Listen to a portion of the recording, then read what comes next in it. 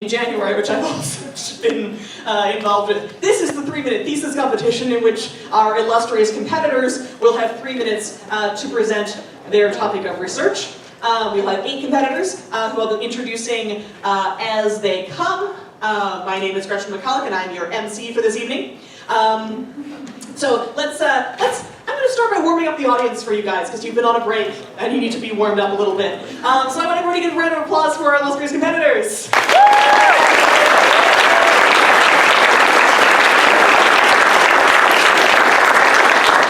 In addition to illustrious competitors, we have equally illustrious judges.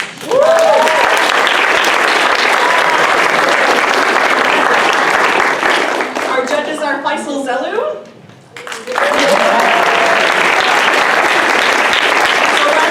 Zolan Baptista,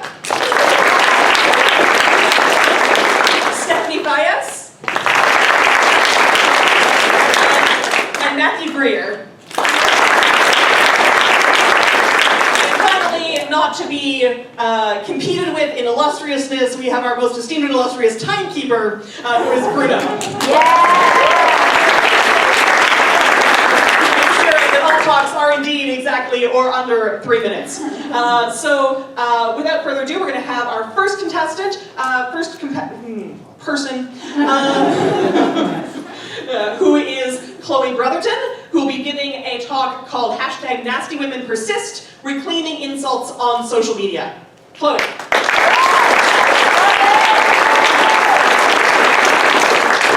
Can everyone hear me? Okay, you ready? Alright. So if I were to say to you, "You're so nice," you'd probably take it as a compliment, because today, nice means something like pleasant or kind. However, about 700 years ago, nice meant something like foolish or ignorant.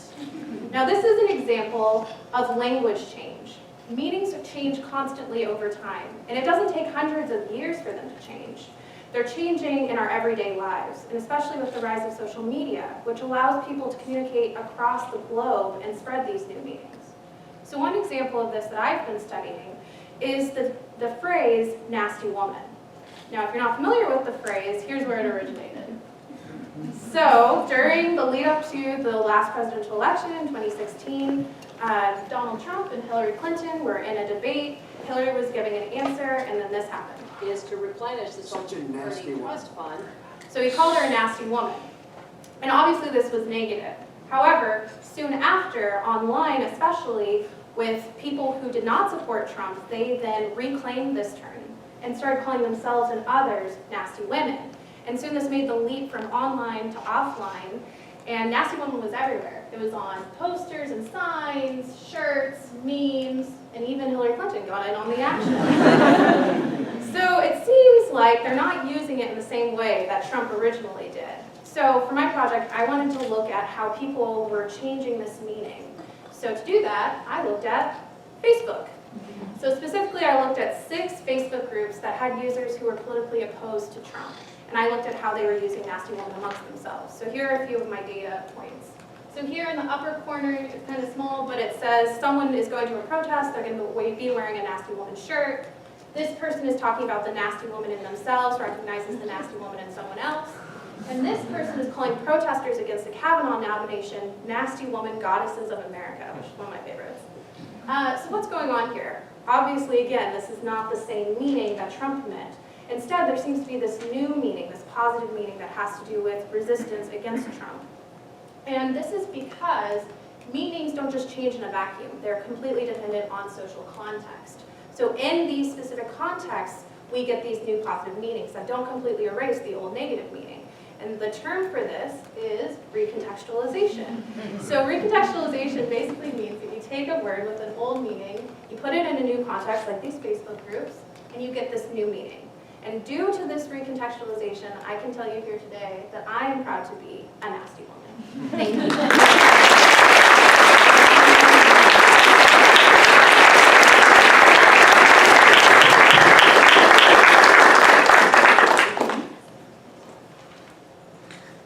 Thank you very much to Chloe. I don't know if it's a good thing or a bad thing if I say nice talk now. Nasty talk? Like, where are we going with this? All right, So we're going to be heading into our next talk, which will not be about reclaiming insults, so I only get to make this joke once. And I'm instructed to fill time in between each talk as we get the slides set up. So do you want to know, do we have time for a bad joke about linguistics? No, we're set. I'll have to save the bad joke linguistics for when we have a technical problem. So now we're going to hear from Da-Xue, who's talking about from numeral systems to see the phylogenetic relationship of Da-Xue Tibetan.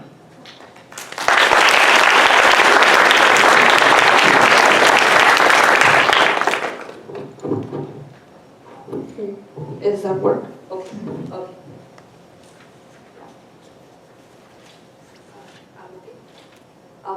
There are thousands of languages in the world.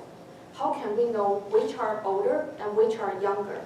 Today, I would like to share how to use comparative methods to draw a small family tree for Xintong Tibetan languages. Xintong is a distinct Tibetic language spoken in Tebu Tong, which is in western China. Countries belonging to Tebu Tong are distributed along this yellow line on the map. Well, we can label them into different colors. Xintong is the red one. These three languages can establish sound correspondences with Old Tibetan from number 1 to 19. And there are also a lot of basic words that can establish sound correspondence. So we have the evidence to prove that they are cognate languages. The numeral system of blue one is the same as Old Tibetan. Well, they both use decimal system. Xintong uses decimal and vigesimal systems alternately. For instance, the 10 is called 10 whole.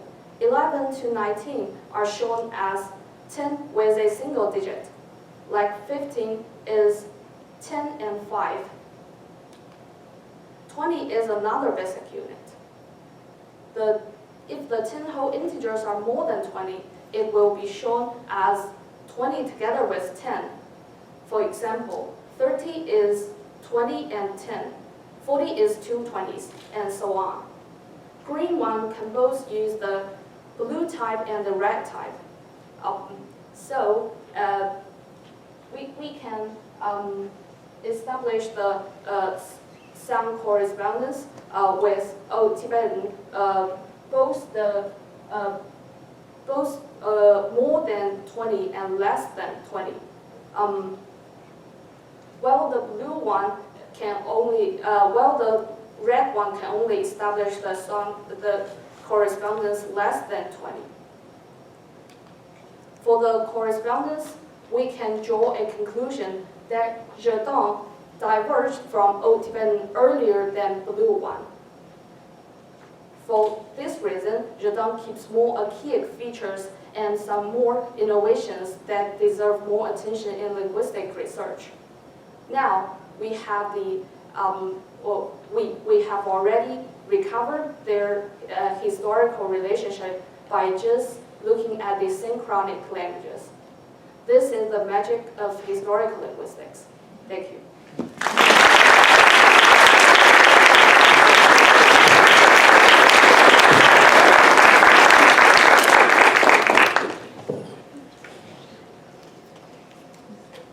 Thank you.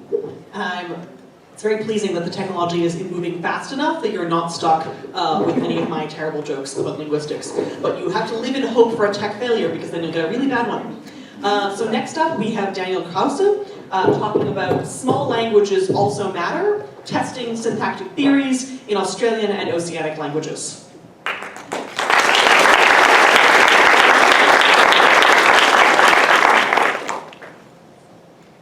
What is this boy doing? Well, you could say he's sitting on a bench eating ice cream. Or how about this guy? Maybe you could say he's coming whistling. Did you notice that we use two verbs in these sentences? Some linguists call these complex predicates. By this we mean that we can combine two ideas into a single sentence. And linguists have come up with interesting theories that are supposed to hold true for all languages in the world. Ironically, they've only tested their theories in the well-described languages, like English, French, German, and Mandarin. But small languages also matter. Did you know that there are about 7,000 languages in the world? In fact, a lot of indigenous languages of North America, Australia, the Amazon, Africa, and New Guinea challenge our theories. I'm working with 2 indigenous languages to test complex predicate theories. One is an original language from Australia called Ruoqian. Sadly, there are only 2 speakers left who can communicate in this language. The other language is called Vrus, and is spoken on a tiny island in Vanuatu by about 2,000 people. These 2 languages are as different as it can get in linguistics. Ruoqian has flexible word order. Vrus has a fixed word order. Ruoqian is structurally very complex. Vrus has a simpler morphology. Both languages belong to different language families, and as you can see, are spoken far apart from each other. This makes them good candidates for a cross-linguistic comparison. For my research, I have learned and thoroughly studied these 2 endangered languages to test complex predicate theories. I have stayed with people. I have sat down with them. I have indulged in their community to test how they actually say complex things together. And in order to find that out, I needed to sit down with them, write the stories, write down everything they said. I want to find out how they say complex events in one sentence, how the brain can do that actually. And because I do that, they feel that their languages also matter. What I do will not only help linguists understand the idea of complex predicates better, but will also help the communities realize that their languages matter, and I want to document them before they are lost forever within the next generations. Thank you.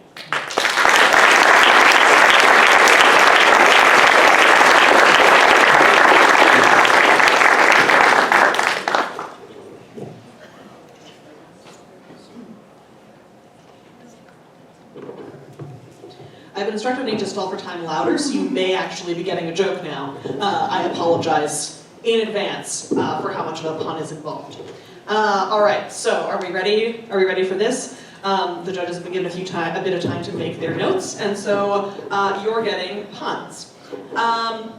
So the question for our joke is, what is the one thing that a phonetician absolutely must buy at the grocery store? And the answer is minimal pairs.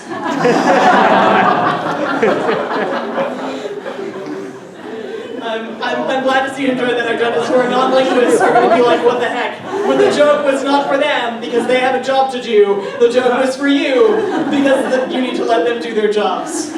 All right, we're ready to go for our next contestant. So I'm pleased to introduce Mana Kitazawa, who's talking about the creation of identity among employees, a comparative analysis of US and Japanese mission statements.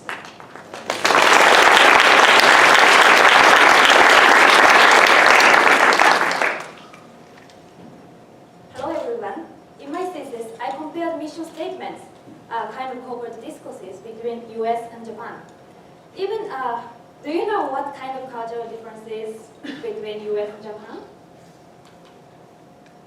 Even if they were the same when they were born, they have had different experiences.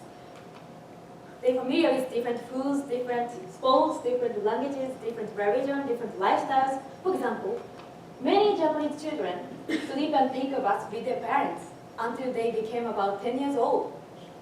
I think it can't be believed in the US. In addition, the principle of raising the children is quite different. It's quite different. In Japan, parents typically say you always have to think about how others think. So you sometimes have to give up saying your own opinion. On the other hand, in Anglo-Saxon cultures, including the US, parents tell children to say their own opinion. So for Japanese, maintaining harmony among people is very important.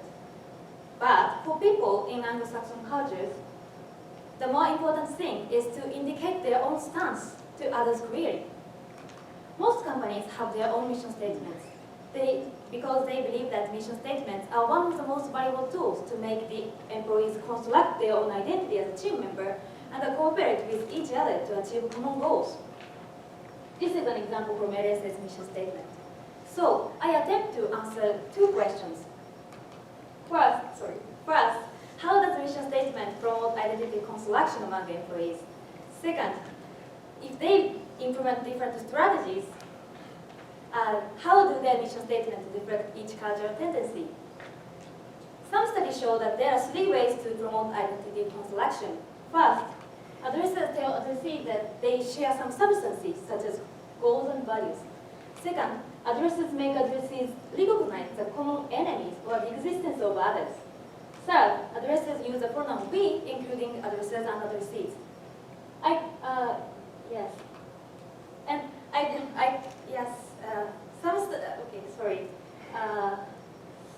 Use the pronoun we, including addresses and addressees. And I collected about 200 mission statements and coded these data according to the three strategies. So, indeed, most US and Japanese corporations implement at least one of the strategies. However, US corporations much more frequently use the pronoun we and tend to emphasize differences with other corporations and the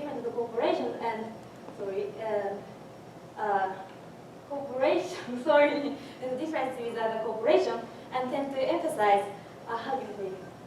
their own distinctiveness. For example, we are champions of investors and those who serve them, or we are pioneers. On the other hand, Japanese approach is to stretch shared values between employees and corporations.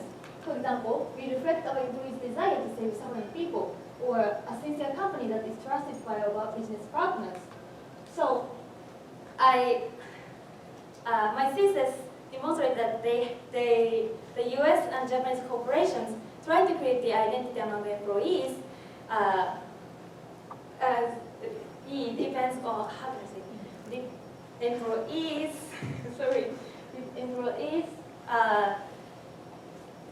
using the strategy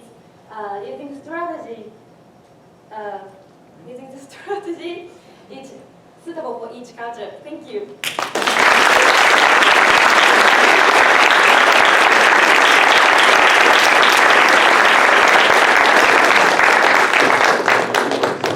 Thank you very much. Are we looking to stall for time for the judges again? AKA, ask the judges, do we want to hear another truly spectacular joke, or are we saving this for a later technical difficulty? I'm going to hold off on letting you hear the truly spectacular joke because I think the anticipation will make it worth the wait, and I'm just going to tell you how bad a pun this is during a few minutes while we give the judges time to type. It's so bad a pun that I'm going to have to be very careful about this. What else do we have going for us? All right. Oh, you're ready. Good. They tell you emceeing is easy. It's really just kind of standing up on stage and doing an interior monologue. It's like entertaining a 3-year-old. Okay. So our next talk is by Peter Joseph Torres, who's going to be talking about, if I may, shall we address pain or should we focus on addiction? A talk about the language of opioid policies.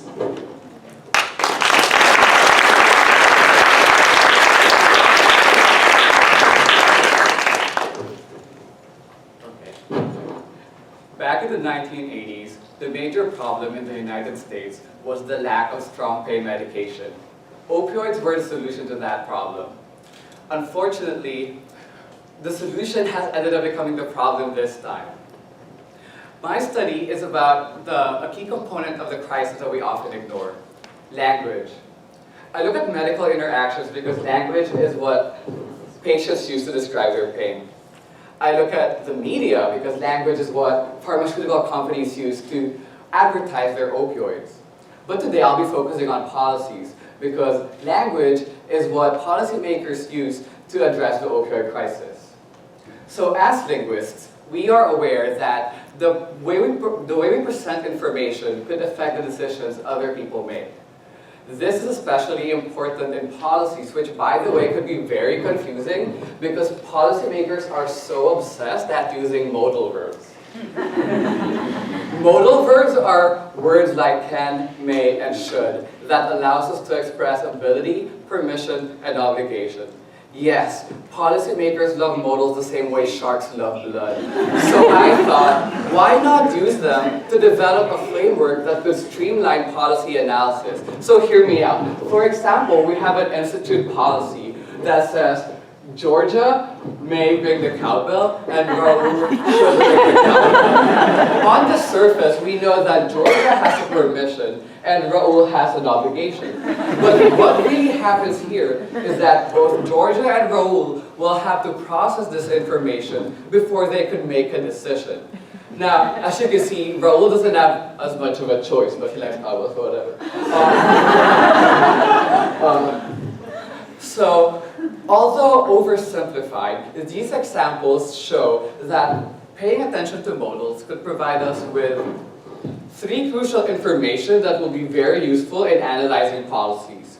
First, which policies are easy to reinterpret? Second, who are the recipient of these stricter policies? In this case, that's Raul, unfortunately. And also, lastly, what are the policymakers focusing on? In this case, it's ringing the cowbell. So, using this modal analysis framework, I found that California, a state with low opioid overdose rates, have changed the focus of their policies across time.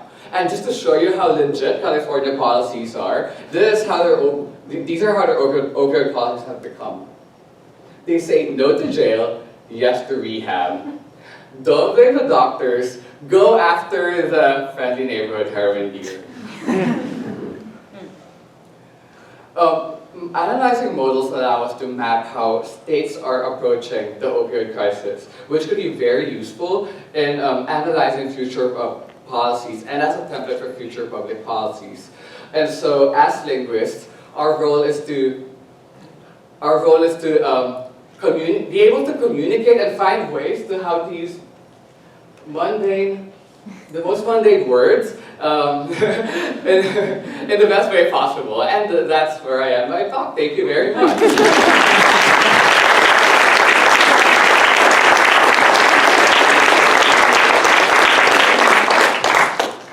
Thank you very much. I want to especially thank Peter for giving me the topic for my latest stall for time, because you're going to have to wait on that joke slightly longer, because I want to talk to you about cowbells while we let the judges make their notes. And that is, when I signed in today, because I have been here for approximately 24 hours now, I was given a name tag very kindly, and I was also told that I would be issued with a cowbell. And I was a little bit confused about this. As it happened, however, they had run out of cowbells by the time that I had registered, which is fine because until 30 seconds previously, I didn't know I was supposed to be getting one in the first place. However, I'm now deeply curious about what these cowbells look like. I don't want to take one home with me. I really do not actually need a cowbell. But if someone has one that I could examine for approximately 30 seconds, I'd be highly amused by this. You can bring it up during the next stall for time, because at the moment, I'm going to introduce our next speaker. Alright, so our next speaker is Lucy Cheng, who's going to be talking about how to measure a sound merger, the NL case in Fuzhou.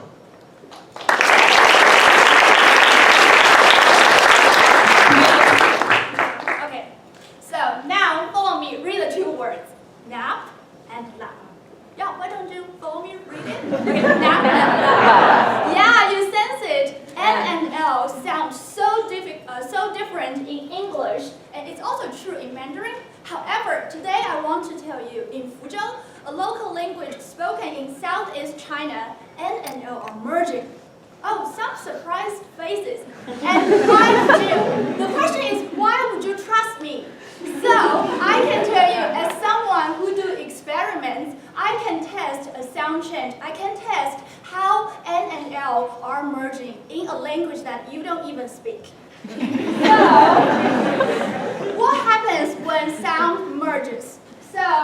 the speaking side, people may just say the two sounds in very similar way. And to test this, I firstly need to know what makes two sounds form a contrast. So I collected recordings from two languages, English and Mandarin, two languages that have the contrast. Then I analyze the recordings and get a set of parameters that distinguish N from L. Then I apply these parameters to Fuzhou. The results told me that yes, these parameters are really similar for N and L in Fuzhou. So you know, yes, people produce N and L very similarly. Then you may ask, it's possible that people produce it similarly, but they can still hear it. So in the listening side, I invited my Fuzhou speakers to the lab and have them listen to the Mandarin sounds. They listen to Mandarin sounds in pairs. Half of the pairs are the same sound. Yes. Half of the sounds are different. Then after each pair, I ask them, whether you think the two sounds you just heard are the same and different. Here's the results. You can see in the same condition, they are doing really great. However, in the different condition, 50% tells that they are just guessing. So they have no sense of what makes it contrast. And then the listening data tell us that Fuzhou speakers tend to ignore the difference between N and L. Together, our speaking, together our speaking and listening data just tell us that N and L are really merging in Fuzhou. And throughout this process, I want to show you as an experimental person, as an experimental phonetician, this is how I capture a sound chain and show you concretely. And this is the power of experiments. This is the power how we make linguistic research testable and reproducible and scientific. Thank you.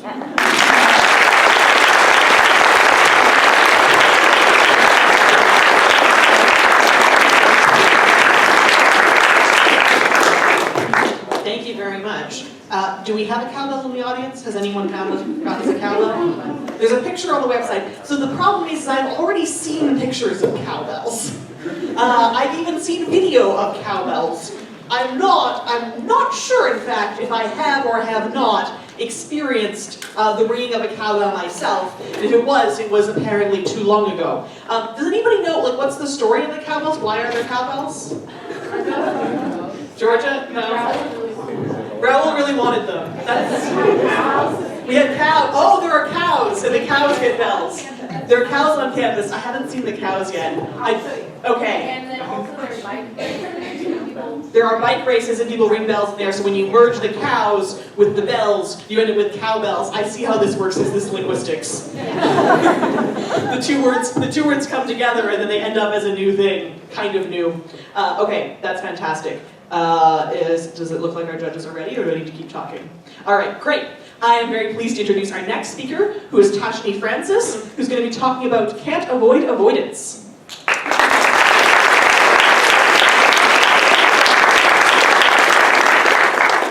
We want justice.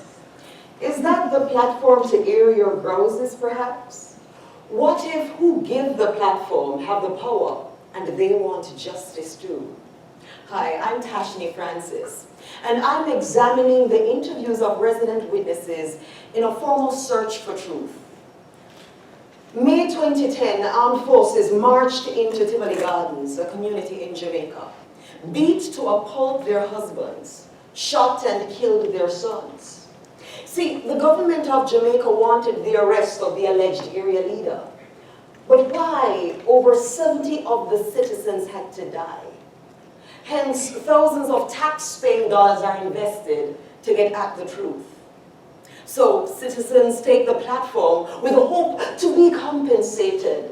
Police and soldiers took their lawyers in order to be defended. How do citizens navigate this sea of clashing goals with limited power to even paddle? Let's take a look at my data through the window of linguistics. Mr. Johnson, you would agree with me that men of Tivoli Gardens were carrying high-powered rifles?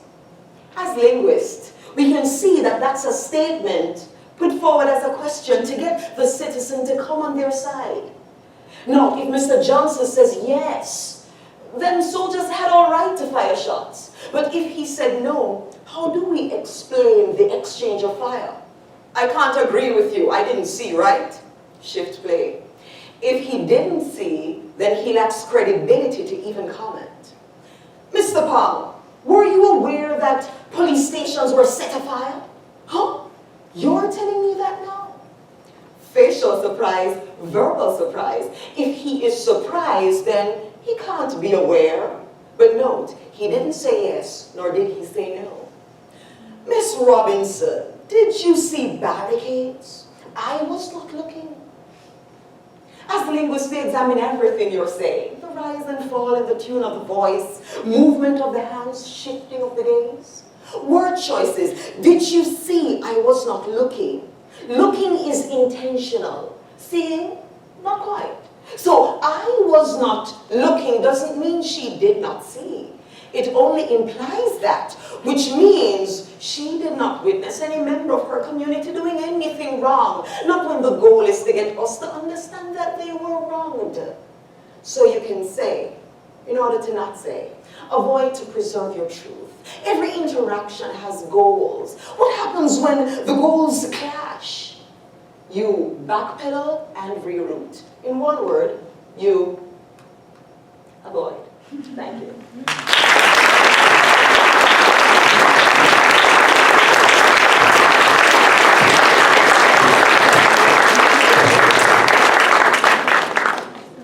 Thank you very much. As I'm doing my final stall for time before the last epic stall for time in which the judges actually confer with each other to give us the results.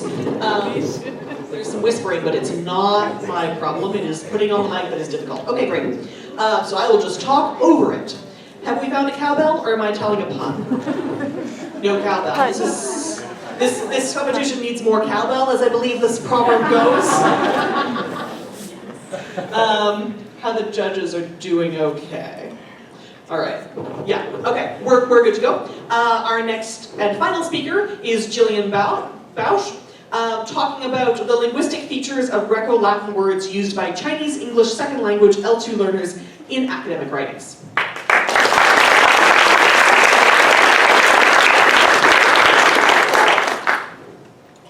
Good evening, everybody. My name is Jillian. Tonight, I just want to share my experience and my study on L2 vocabulary learning and teaching. So many years ago, I was just a young ESL teacher in China. And in one class, I taught a set of synonyms to my students. Complex, complicated, and sophisticated. The goal of that class, I was just trying to raise my students' awareness that actually, even though those words are all translated into one meaning in Chinese, 复杂, they have different connotations. So one of the students raised her hand and questioned me, "Are you sure about that?" I replied to her, "Yes, I'm pretty sure about that." But her question made me think like, oh, actually, my students didn't know the word meaning well, then let alone like they cannot really use it well in their academic writings.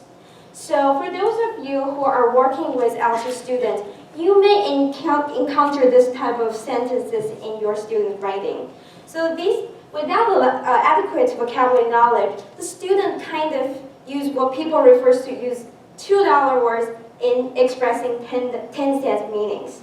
So in seeing, but this is kind of like a first class problem to have. So in seeing this type of problem, I was thinking to help those advanced students. So my first step was to think about what features are those words, those big words share among each other that cause the L2 students difficulty in using them. Then I found that most of these words come from Greek and Latin origin.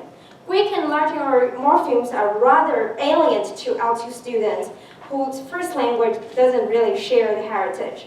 And compounding to this problem, in Chinese classroom, we really don't have any pedagogy targeting at this problem and help students to return the concept. So consequently, the Greco-Latin words concept are rather underrepresented in L2 student mental lexicon.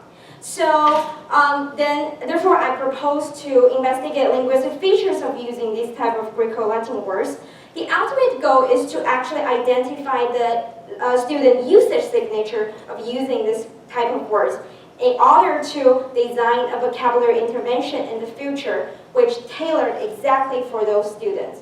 So I collected 100 student writings who are still doing learning English in China now. And what I did is just go look through what they do right and what they do wrong and group them into different categories of usage patterns, which in corpus linguistics known as error analysis. This is a still ongoing project, and well, hopefully I can get the intervention soon and test the effectiveness, and hopefully my intervention can help the students using the word.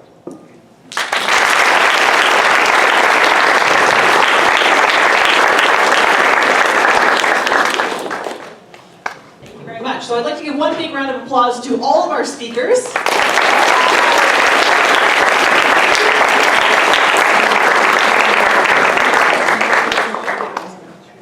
So we're going to let our judges confer for a bit, and I have been given the pleasant task of doing some connections between my talk at the beginning and the speakers' talks at the end, which I recognize is entirely unfair to these speakers because they didn't know what I was going to be saying when I was giving the talk. And now they're in the position, I actually felt kind of bad for them, now they're in the position of like, oh great, so I learned all this stuff, but I already had my talk prepared, so let's hope I didn't mess it up too badly. But having said that, I'm going to make positive comments here because I'm not in this for like Simon Cowell-ness. So speakers can rest assured, people who don't like secondhand awkwardness can rest assured, which hopefully is all of us, because can rest assured I'm only making positive comments and I'll try to avoid singling out particular speakers. But I did want to draw some connections between, that something fell, that's fine, between the talks that were made and some of the strategies for introducing complex materials to general audiences. So one of the things that I wanted to point out is that several talks did a really good job of presenting something to do with the concept first and then introducing the terminology for it later. So this is the kind of thing that, in some cases, having the term concept first, jargon second can help formalize something that many of us instinctively do already, which is start with an example or start with a reason why this is an interesting problem, a reason why we want to be looking at this, and then say, okay, this is an example of complex predicates, or this is an example of like why we even want to use linguistics to investigate this problem, because here's a scenario that happened. So I really liked that in several of the talks.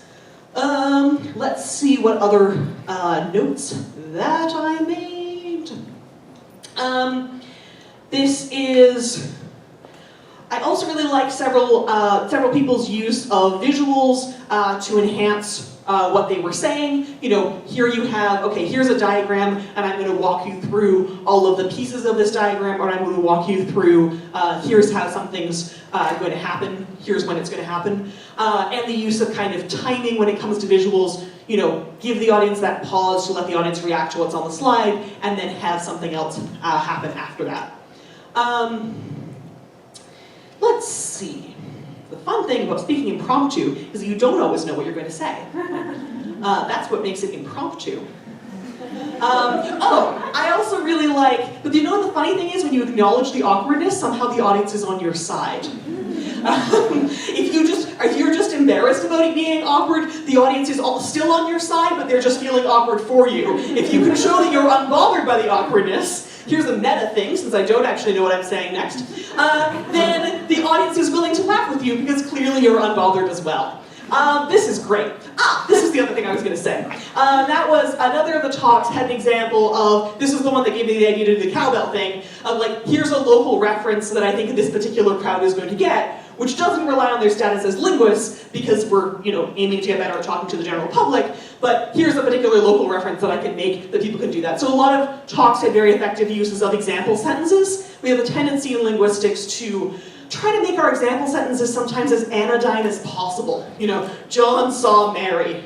Is there a more boring sentence in the history of the English language that John saw Mary? Oh wait, he saw her. We don't even have people here. We don't even have named people here. You have no moral obligation to make your example sentences as boring as possible. You're allowed to use more interesting example sentences.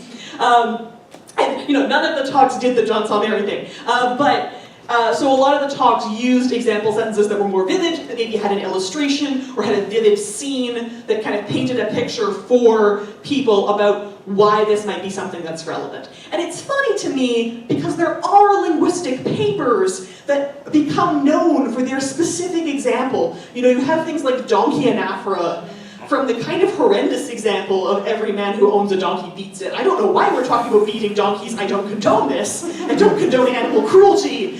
And yet, this is a vivid example sentence, which helps you remember the name of this particular phenomenon. Whereas, by comparison, at the pub where I was trying to, before this thing, I was having a beer and trying to talk about, oh, this is my other joke, okay. I was trying to talk about antecedent contained deletion for, let me tell you, it was a very good and humorous reason. And somebody at the table said, what is antecedent contained deletion actually? And I said, that's a good question because I remember it's a linguistics term, but I don't actually remember what it is. And so I looked it up, and it is, one of those very boring linguistic phenomena, which is something like, John had a glass of water and Mary did too, where you have the thing, the did too, is deleted from had a glass of water. It's very boring. And my example is no less boring. And so, the reason that I'm going to pay off this particular example is because what I really want is for a university in Washington, D.C. to have a conference on antecedent contained deletion, which, as you may know, has the abbreviation ACD, because then you could call the conference ACDDC. ACDC. And you could require that all the participants in the conference, submit their own intro music, which is a song by AC/DC, when they're coming up on stage. And that is the linguistics conference that I really want to exist that will probably never exist. Because I don't know if there's enough about antecedent contained deletion to have a whole conference. There probably is. Somebody probably works on this. They're going to be really mad at me. I don't know, and I don't know if this would be of enough interest to have a whole conference on. I don't know if any universities in DC would want to host it. I do think it would be a great idea to have intro music as everybody comes up to give their talk, however, and conferences should definitely implement this. How are we doing for time? We're taking it really seriously. Very seriously up here. Congratulations, folks, you have a very serious judging panel. One of whom, since he's out of the room and we can embarrass him slightly since he's not here, is George's 10-year-old son, which I think is amazing. So let's not embarrass him when he's here, but I'm really pleased about that. What else do I have to talk about? Oh, I promised you guys another pun. That wasn't even the joke that I've been telling you I was going to tell. This one is very bad, and you'll be disappointed in me. Without further ado, drum roll please, cowbell please. What is it called when you take a copy of your volume of a course in general linguistics and you throw it out the window?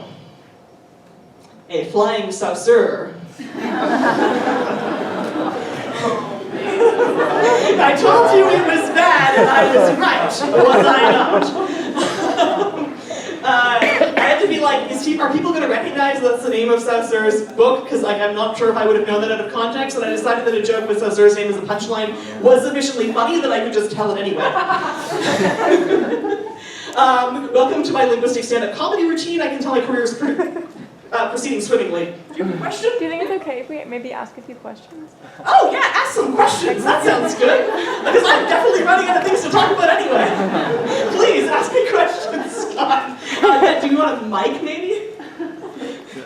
Yeah, is it okay if other people have questions? Okay. This is kind of general, but I was just wondering if you have like a pattern or a routine that you follow for writing, or do you just sit down and write when something comes to your brain, or do you try to put time ahead in the morning or time ahead in the evening? Oh boy, I can talk about writing. Yeah, let's do this. This is Gretchen Entertains the Crowd, because we don't want you to go anywhere before we announce the winners of this competition, who also win a free LSA membership. The winner wins a free LSA membership, and the runners-up get swag bags. We have some t-shirts or something? Water bottles. Water bottles. Oh, great. Water bottles. Let's talk about writing, since the judges are taking their jobs very seriously. I have a fun story about how blogging about linguistics led to me becoming a better writer about linguistics also. So I started a blog called All Things Linguistic when I was a grad student. And I decided, for very foolish reasons, to post on this blog every day. I don't recommend this. I don't think it's a good idea. I definitely don't think it's necessary. The only way that I posted every day was that most of my posts were just links to other people's stuff with a few sentences around them to be like, this was interesting, you should read this. Maybe it's related to this other thing which I also talked about last year. So I don't recommend doing this as a blogging strategy. However, somehow I decided to. 2 minutes? Okay. Somehow I decided to do this. And then, a year into having this blog, on my blogiversary, I realized that I had, in fact, been making a post on this blog every day because my threshold for what counted as a post was so very low. I had not, and bear in mind that I was a graduate student, been working on my thesis every day. Which in retrospect, maybe should have been a clue that I did not actually want to continue doing academia, first of all, which turned out to be correct. But secondly, made me really re-examine what my relationship with my thesis should be.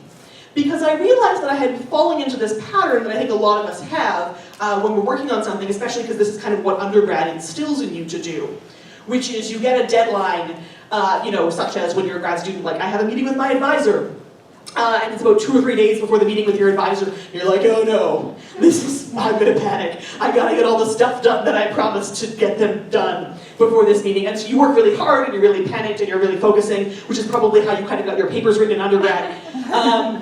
And then you have your meeting with your advisor, and it's like, whew, okay, wow, that was really intense. I've been working really intense for a couple of days. I'll take the rest of the day off, that's fine. I know how to deal with the emotional difficulty of having someone criticize me. I say this because it's relatable. But then you also maybe take the next day off. And then the day after that, you really intend to get some stuff done. But you don't, in fact, get stuff done. Or maybe you maybe you manage to open the document, but that's about all you get done. You fix the formatting on a reference. It's about all you get done. And then later the panic sinks in. I was trying to stall for time and now I have to finish this anecdote. Later the panic sinks in and eventually you start working again, and then you go through this feast and famine cycle of getting stuff done. And I realized that if I approached writing my thesis more like writing a blog post and said, I need to work on it a little bit every day. It doesn't have to be a lot. Sometimes it is just fixing the formatting on some interlinear glosses. Sometimes it is just, updating the bibliography or something. But I worked on it every day, and I kept a record of that in just a simple spreadsheet with the date and the thing I did, and kept doing that. And so I was working on at least a describable item. And the point of it is that the items were to be so small, the way that a blog post had been so small, even though this is not how I recommend doing a blog, so small that I had no reason not to get that done every day. Because it was so doable, I could spare 5 minutes. And sometimes that 5 minutes turned into several hours, but sometimes it didn't, and I still got that 5 minutes done. And so turns out this is like an actual productivity strategy that someone wrote a book about, so you could read that person's book if you want to. But I basically just told you it, and that is find yourself a very, very small amount that you can do so it doesn't build up into this big thing, and you avoid the guilt trap of oh no, I haven't been working on this for several days, and now I feel guilty about not working on it. And even if you're super busy, just touch the project, try to do something towards it, and you can gradually build your way up to maybe doing 2 things a day, and this kind of stuff. So that's how I got my thesis written, that's how I got my book written, that's how I got, a freelance writing career where I have no boss, I have no advisor, no one's being like, you need to do this, I just have a rent bill that's due every month. Which is a little bit less of an intense pressure, but it will screw you over more if you don't do it. So, break things down into small, minimal, very, very achievable units, because it's really easy to get in a guilt trap in academia about writing. All right, how are we doing? Good. All right, shall I pass the mic over? Yeah. All right, so thank you so much.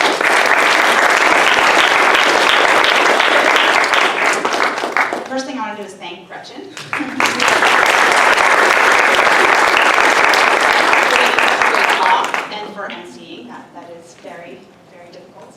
I also want to thank, we received the abstracts for the 3-minute thesis, and they were reviewed by 2 external reviewers, Laura Wagner and Cecile McGee, so we are very grateful to them for reviewing our abstracts, so thanks to them. And Laura Wagner also sat along with some previous 5-minute Linguist contestants and coached the participants, so thank you to those who helped coach.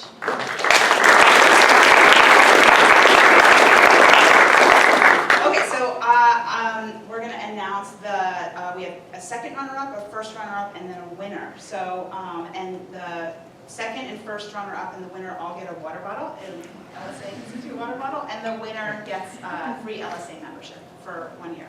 Okay, so the second runner-up is, do you want to say the name? Peter Joseph Torres.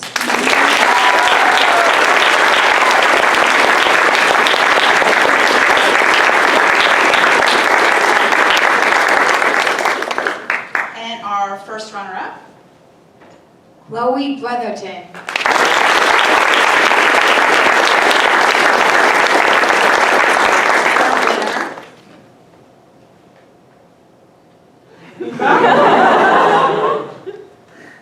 Tasheney Francis.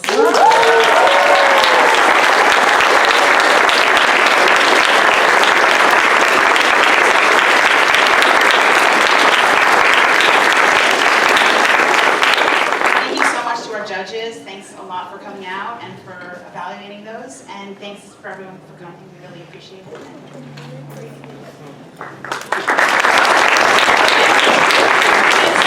To Georgia and the Institute for making this event happen.